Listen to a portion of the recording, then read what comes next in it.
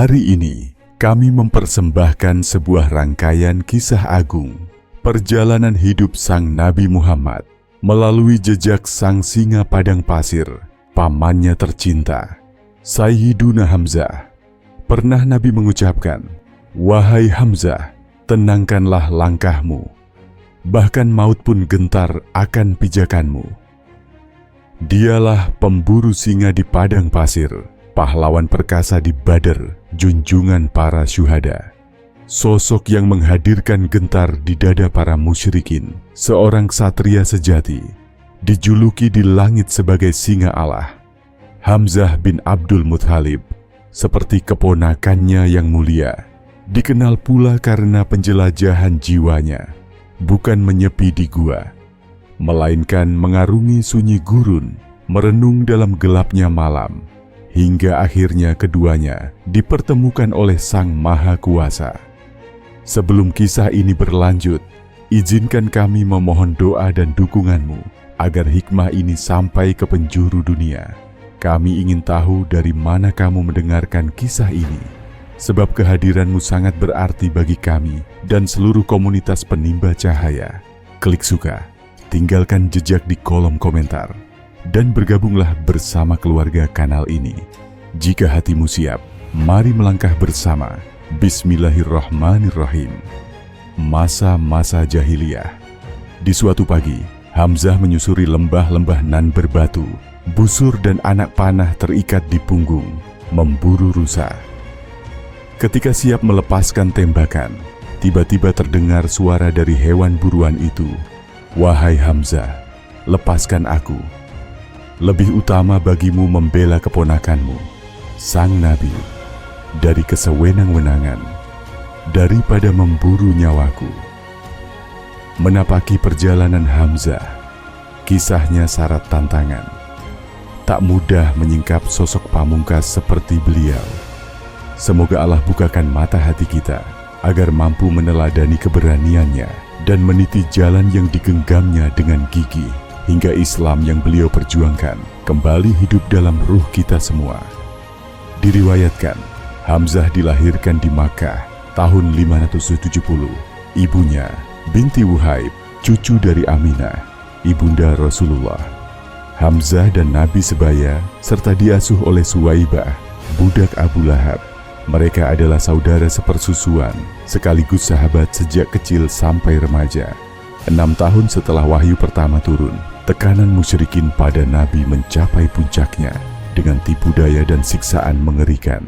Pemuka Quraisy, Abu Jahal, bersama kaki tangannya melacak setiap gerak Nabi, menghinanya, bahkan menabur kotoran di kepala mulianya. Seorang budak Abdullah bin Jud'an menyaksikan kezaliman ini. Di hari itu, Hamzah baru saja kembali dari perburuan. Pedang terselip di pinggang, busur di leher. Sudah menjadi kebiasaannya bertawaf di Ka'bah, berbincang dan pulang ke rumah. Namun hari itu berbeda. Sang budak gemetar penuh kemarahan menghampirinya. "Wahai Abu Umara, sekiranya kau melihat sendiri apa yang Abu Jahal dan pengikutnya perbuat pada keponakanmu, niscaya hatimu takkan sanggup menahan pilu." Hamzah tersentak, menahan amarah. Apa yang mereka lakukan padanya? Sang budak menunjuk lokasi kejadian. Disitulah mereka menganiaya dan menghinanya sepuas hati mereka. "Apakah engkau melihat langsung?" tanya Hamzah. "Iya," jawabnya. Tanpa menunggu lebih lama, Hamzah melangkah tegas menuju Ka'bah.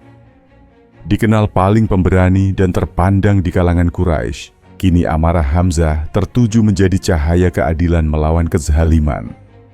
Di hadapan majelis Quraisy, di mana Abu Jahal dan gerombolannya berkumpul, Hamzah tak sanggup menahan murka. Walau saat itu ia belum beriman, darah daging dengan sang Nabi menancapkan keberanian yang tak tertahankan. Busurnya diangkat tinggi, lalu diayunkan ke kepala Abu Jahal hingga sang musuh Allah limbung bersimbah darah. Seketika suasana gamang. Setelah menenangkan emosinya, Hamzah bangkit berseru lantang, Engkaukah yang telah menghina Muhammad? Maka ketahuilah, mulai hari ini aku berada di agamanya. Apa yang Nabi katakan, kuikuti. Jika kalian punya keberanian, lakukan padaku sebagaimana kalian lakukan padanya. Abu Jahal terperanjat, berusaha membela diri. Kau tahu, dia telah menista kami, melecehkan berhala-berhala, memutus jalan nenek moyang kami. Hamzah tak memberi ruang, kalian sembah patung bisu yang tak mampu menolong. Sungguh aku bersaksi, tiada ilah selain Allah dan Muhammad adalah utusannya. Para musyrik makin gelisah, ada yang menuding Hamzah telah meninggalkan ajaran nenek moyangnya. Hamzah malah mengumandangkan, lalu apa salahnya? Agama Muhammad adalah cahaya kebenaran. Demi Allah, aku akan selalu mendampinginya. Jika kalian lelaki sejati, hadapi aku. Menyaksikan keberanian Hamzah, musyrikin tak lagi mampu bicara. Abu Jahal berusaha mengambil hati Hamzah dengan berkata, biarkan Abu Umarah. Ia mampu hanya menuntut haknya. Aku pantas disakiti karena kata-kataku pada Muhammad. Itu hanyalah siasat agar Hamzah berbalik arah. Namun ia menolak, berpaling dengan langkah tegap, bagaikan panglima pulang perang. Namun di jalan, bisikan syaitan berusaha menumbuhkan ragu di dadanya. Benarkah engkau pantas mengikuti pemuda yang menyalahi tradisi nenek moyang? Bukankah engkau pemimpin terhormat? Tak ingin larut dalam ragu, Hamzah pun masuk ke Ka'bah, lalu bermunajat.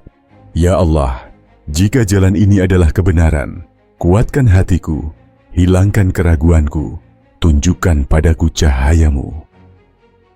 Malamnya ia tidur, dan esoknya segera menemui sang Nabi, menceritakan segalanya. Rasulullah menasihati dengan penuh cinta, menggambarkan kedahsyatan azab dan keindahan surga. Mendengar sabda beliau, ketenangan dan keimanan menerangi hati Hamzah, menghapus segala keraguan. Dengan bahagia ia berkata, wahai keponakanku, aku percaya padamu. Ajarkan aku secara mendalam. Rasulullah pun memberi pengajaran dan dukungan. Keislaman Hamzah menjadi pelipur lara Nabi sekaligus tameng baru bagi kaum mukmin. Setelah itu, kaum musyrikin tak lagi berani menindas seperti dulu. Kubu mereka berderai. Sebaliknya barisan Islam bertambah kuat dengan kehadiran sang singa pemberani. Menurut riwayat Ibnu Abbas, turunlah ayat ke-122 dari surah Al-An'am yang mengisyaratkan perubahan Hamzah. Apakah sama? Orang yang sudah mati, lalu kami hidupkan dan kami berikan cahaya hingga ia dapat berjalan di tengah manusia dengan yang tetap tinggal dalam kegelapan dan tak bisa keluar darinya. Qais 122. Ayat ini menunjukkan bahwa Hamzah adalah sosok yang dihidupkan hatinya, sedangkan musuhnya, Abu Jahal, tetap tenggelam dalam gelap. Kala jumlah muslim masih sedikit, keberanian Hamzah menjadi sandaran kokoh. Ia bukan lagi sekadar paman, tak peduli pada gelar maupun status. Ia menjadi prajurit setia, siap bergerak di bawah panji Nabi Muhammad. Tahun ke-13 kenabian, perintah hijrah menggema. Kaum muslimin meninggalkan Makkah menuju Madinah berombongan. Hamzah, sang pemburu singa, turut berhijrah, merelakan istrinya Salma dan putri tercinta Umamah tertinggal di Makkah. Ia tinggalkan tanah kelahiran, keluarga, semua yang dicintai, demi menunaikan kesetiaan pada Allah.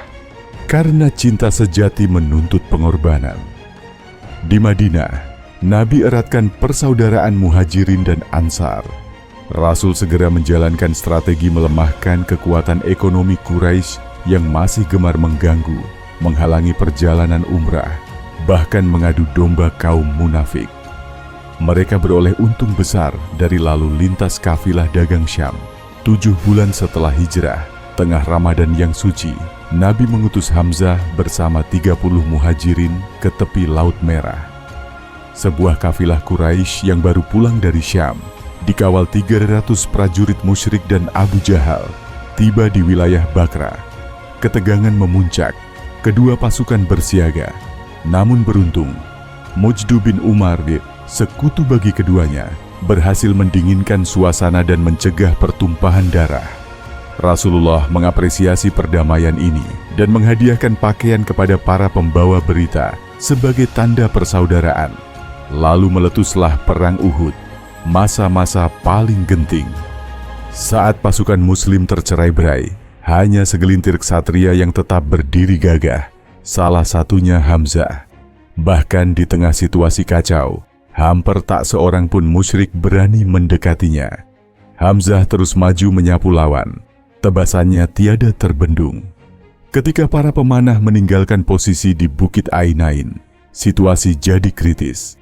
Dalam duka, Hamzah bermunajat, "Ya Allah, aku berlindung padamu dari apa yang menimpa kaum muslim. Ampunilah kami." Kekalahan Muslim memang memberi kemenangan lahiriah pada musyrikin, tapi di hati mereka, satu nama tetap jadi ketakutan, Hamzah bin Abdul Muthalib. Mereka tak lupa keberanian Hamzah di Badar, mengayunkan dua pedang seperti penggiling yang memipihkan musuh-musuh. Segera musuh Islam merancang makar keji. Akhir hayat Hamzah pun terukir dalam darah syahid di Uhud. Para musyrikin memilih budak Habsyi yang mahir melempar tombak, Wahsy, serta Hindun, istri Abu Sufyan, membujuk Wahsy agar membunuh Hamzah demi balas dendam atas kematian ayahnya. Medan laga menderu. Hamzah membabat musuh seperti badai.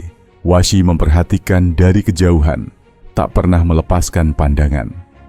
Dengan suara lantang, Hamzah menantang, "Siapa lagi musyrik yang berani menghadapiku?" Seorang maju, lalu dijatuhkan dalam satu ayunan. Saat itulah Wahsy melihat celah di baju zirah Hamzah.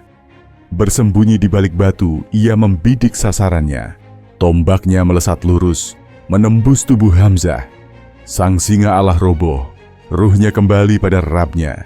Tak berhenti di situ, Hindun menyuruh Wahsy mengoyak tubuh Hamzah, mengambil hatinya sebagai tanda dendam terbalas. Medan Uhud pun berangsur sunyi, pasukan musuh mundur perlahan. Kabar syahid sang paman menyentak jiwa Nabi. Belum sampai di tubuh Hamzah, hati beliau sudah remuk. Saat melangkah di antara jasad-jasad para syuhada, beliau menemukan Hamzah telah tercabik. Dadanya terkoyak, anggota tubuhnya terputus. Air mata Nabi tak tertahan. Ketegaran beliau diluluh lantakkan duka. Hamzah bukan sekadar prajurit, ia simbol keberanian, fondasi Islam yang teguh. Meski wafatnya mengguncang umat, ia tak menggoyahkan arus dakwah. Gelar Sayyid al-Syuhada, pemimpin para syahid, tetap melekat padanya. Atas peristiwa getir itu, turunlah ayat yang menenangkan hati Rasulullah. Serulah ke jalan Tuhanmu dengan hikmah dan nasihat indah, dan berdebatlah dengan cara terbaik. Jika engkau membalas, balaslah setimpal, namun bersabar itu lebih utama. Jangan bersedih atas mereka, jangan gentar oleh tipu daya mereka. Sungguh, Allah bersama mereka yang bertakwa dan memperbaiki amal. GGS An-Nahl 125 Hadinah Tetutu 28. Pada saat itu datang pula sosok istimewa, Safiyah, bibi Nabi sekaligus saudari Hamzah. Ia menapaki medan Uhud, menanyakan keberadaan sang kakak. Nabi meminta anaknya, Zubair, menghadang ibunya. Jangan biarkan ibumu melihat beliau dalam keadaan demikian. Namun Safiyah menjawab tabah, "Jika kau ingin aku berpaling karena khawatir menyaksikan tubuh saudaraku tercabik, ketahuilah, aku sudah tahu. Bila ini ujian di jalan Allah, kami siap bersabar dan berharap pahala darinya." Nabi pun membiarkannya maju. Safiyah duduk bersimpuh di sisi jasad Hamzah, menahan tangis mendalam. Tak ada pilu yang lebih berat. Nabi yang melihatnya juga meneteskan air mata. Dalam ketegaran itu, Safiyah membaca, "Inna lillahi wa inna ilaihi raji'un." Kami milik Allah, dan kepadanya kami berpulang. Ia pun memohonkan ampunan dan rahmat untuk saudaranya. malaikat Jibril hadir mengabarkan, nama Hamzah terukir di langit sebagai singa Allah.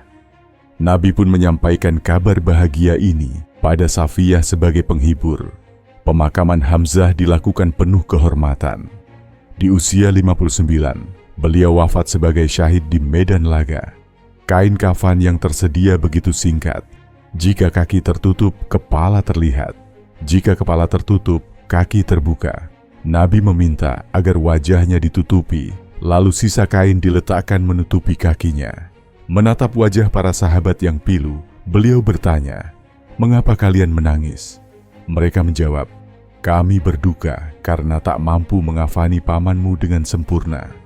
Nabi menenangkan mereka, "Aku melihat para malaikat memandikannya." Di antara para wanita yang hadir, tersembunyi Hinda, istri Abu Sufyan, dahulu dalang kematian Hamzah. Setelah pembebasan Makkah, lalu Abu Sufyan menjadi Muslim, Hindun pun masuk Islam, meski sempat menyembunyikannya. Ia akhirnya membaur bersama rombongan perempuan yang berbaiat kepada Nabi, menyesali dosanya, diterima taubatnya, lalu diampuni. Sementara Wahsy, sang penjagal syuhada itu, melarikan diri ke Taif karena takut. Namun saat penduduk Taif kemudian masuk Islam, ia merasa terpojok lalu pindah ke Syam. Meski demikian, warisan Hamzah kian hidup. Kisah kepahlawanannya abadi di dada kaum muslimin. Nabi masih berharap Wahsy mendapatkan hidayah. Beliau mengirim surat padanya, memuat ayat-ayat ampunan dari surat Al-Furqan. Dan mereka yang tidak mempersekutukan Allah, tidak membunuh jiwa yang diharamkan, tidak berzina.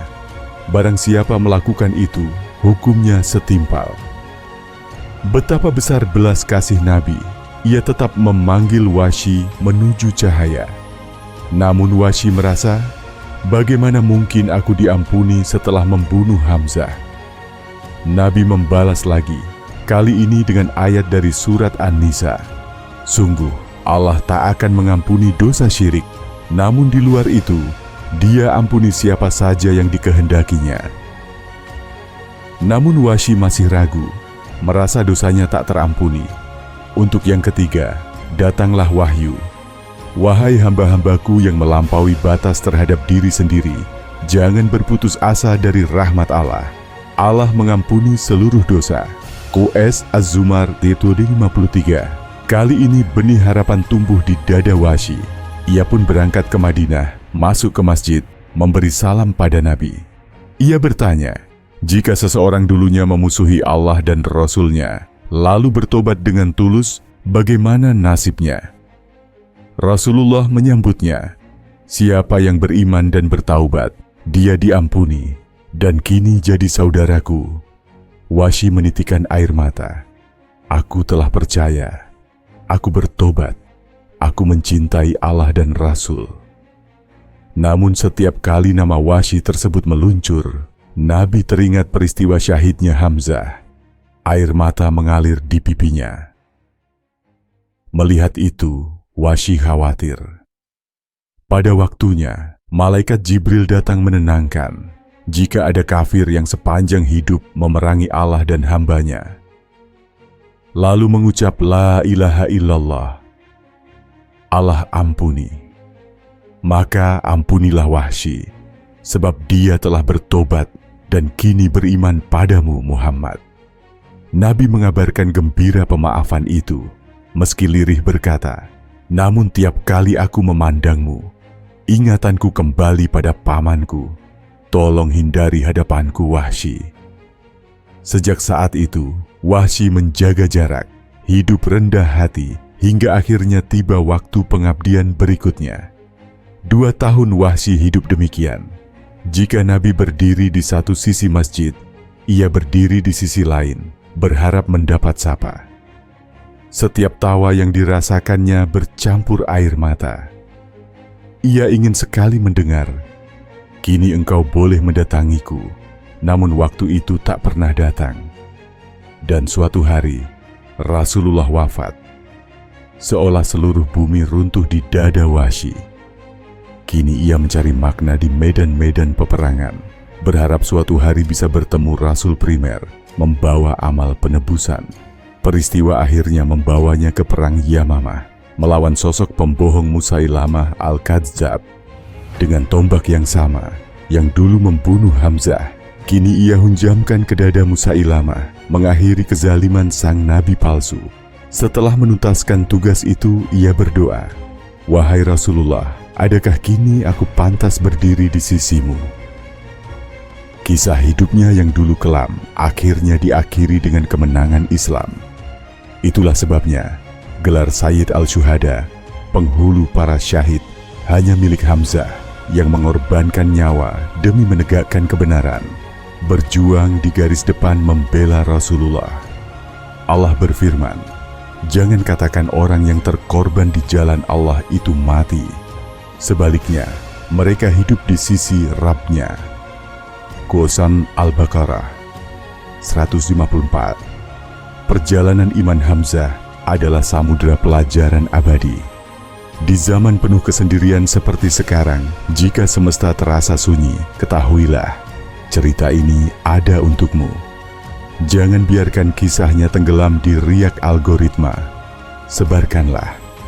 Setiap dukunganmu, setiap subscribe dan komentarmu menyalakan cahaya untuk hati-hati baru yang membutuhkan inspirasi ini. Semoga Allah senantiasa melindungi kita semua, dan semoga kita diberikan kesabaran seperti Hamzah hingga akhir hayat.